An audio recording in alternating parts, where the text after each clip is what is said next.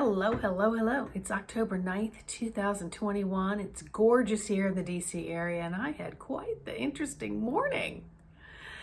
So, I had an amazing session with a 6-year-old.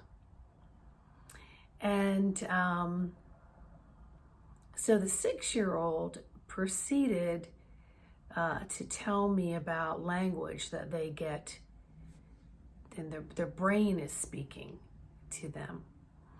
And so the 6-year-old proceeds to tell me that they have 4 big guides and 4 smaller guides, and wanted to tell me about each one of them, but wanted to make sure that it was kept in order.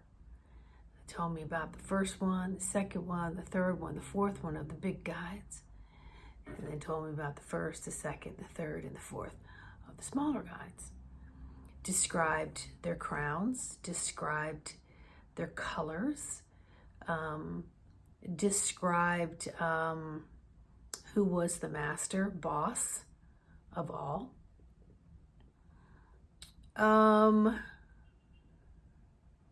Described the language in which they're receiving.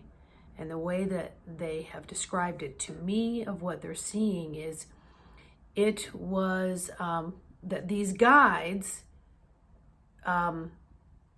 were putting the language dialect through the news on Saturn. So this 6-year-old pronounces it Saturn, Saturn, whatever. So, and then what's happening there is it becomes news, and the video then comes here to Earth. And then the 6-year-old picked it up and named the language Kalsine, and spelled that out for me, and told me some different ways that it's similar to what we speak here English-wise, and how it's different.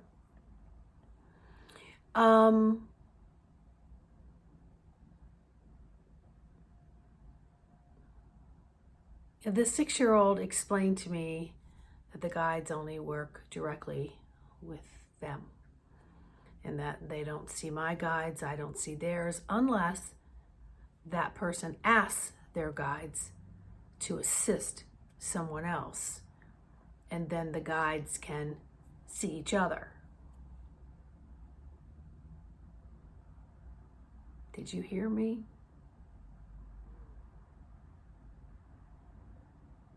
The 6-year-old guides see the 6-year-old, work with the 6-year-old. They do not make comments or anything about anything else, but they will. And they only will if the 6-year-old asks the boss master guide.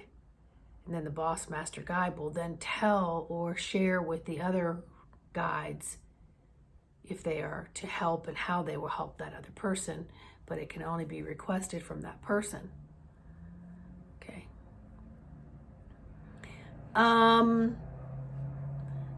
Also told me they are from the star. The 4 master ones are from inside the star. The 4 smaller ones are from the points on the star. And there's ways for them to come in and out. And that they're here for the God planet.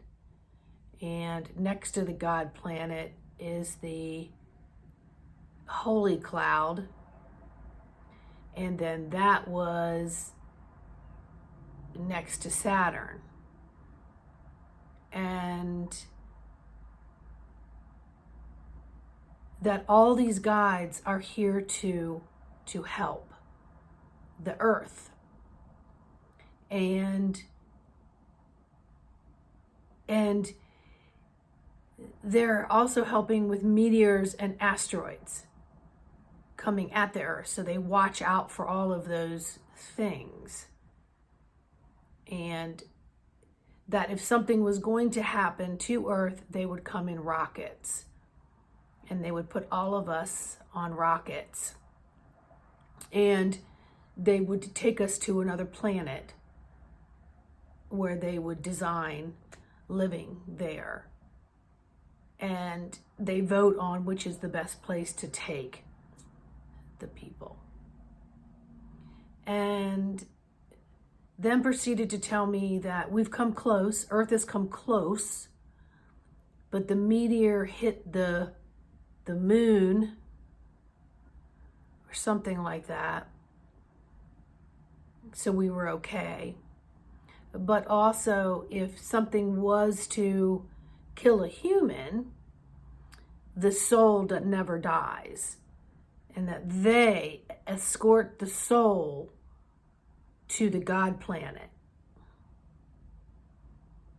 Because sometimes there is, and he used a word that I don't like to use, but he said there is evil stuff that can happen to the soul when it's en route. So they're there to protect the soul if it left a human body and take it to there. So let me think of what else this extraordinary 6-year-old shared.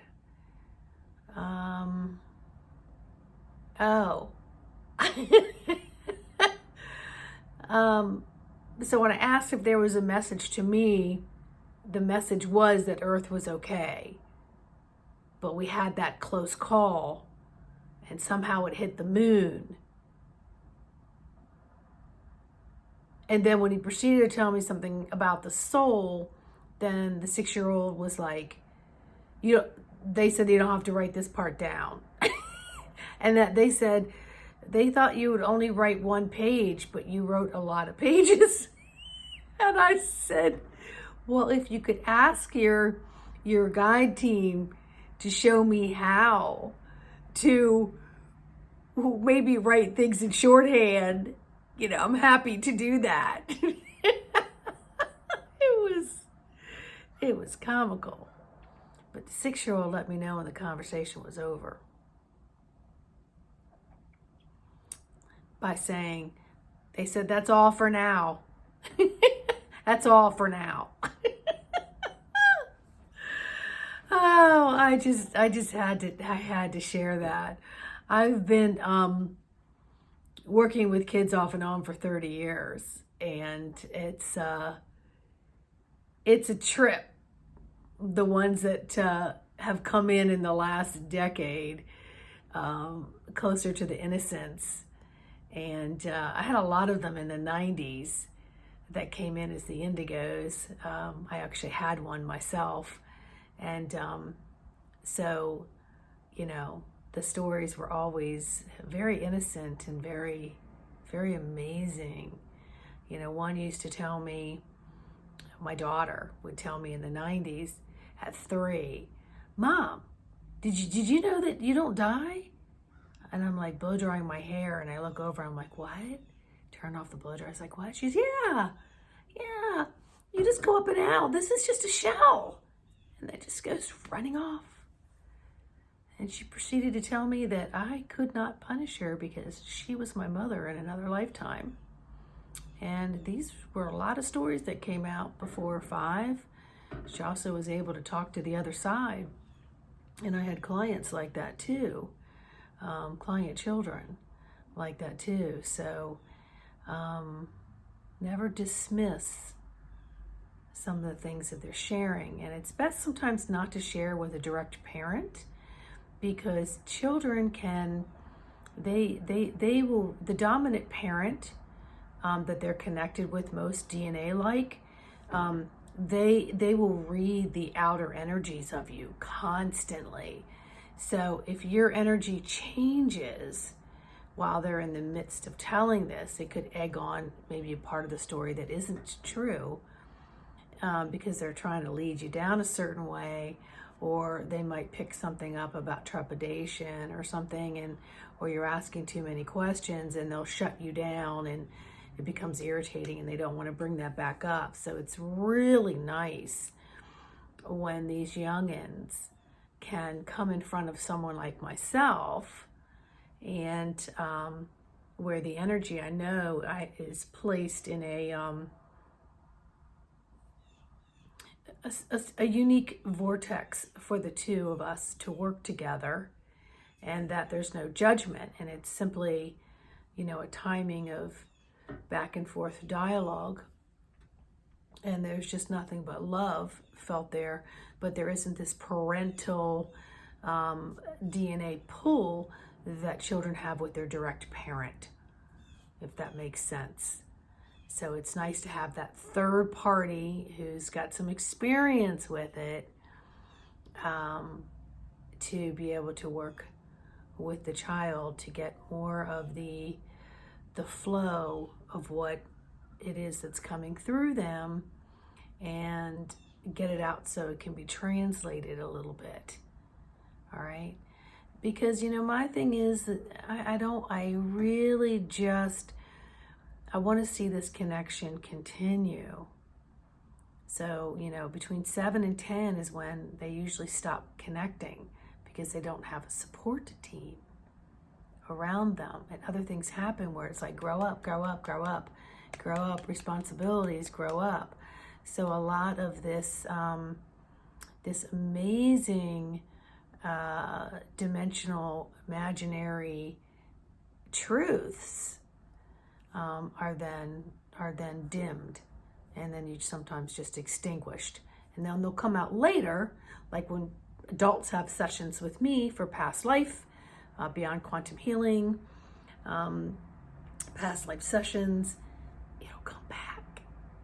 It comes back, and then it's like, oh, where have you been?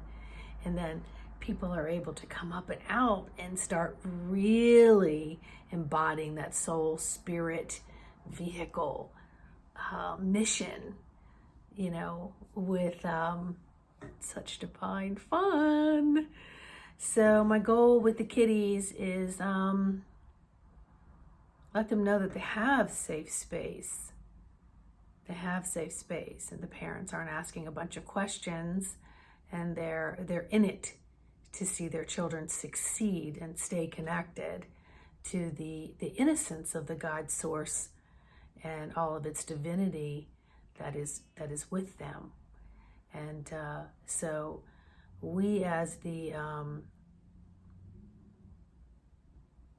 mentors and the keepers and the guardians of these little souls, it's a sacred vow that many of us have taken, coming down here, so that we can not just preserve, but we can open the gateways of safe haven for it to be expressed. So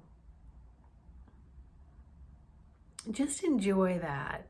Just enjoy that. And I'm sure there's going to be a lot more that's going to be coming up. And yeah. All right.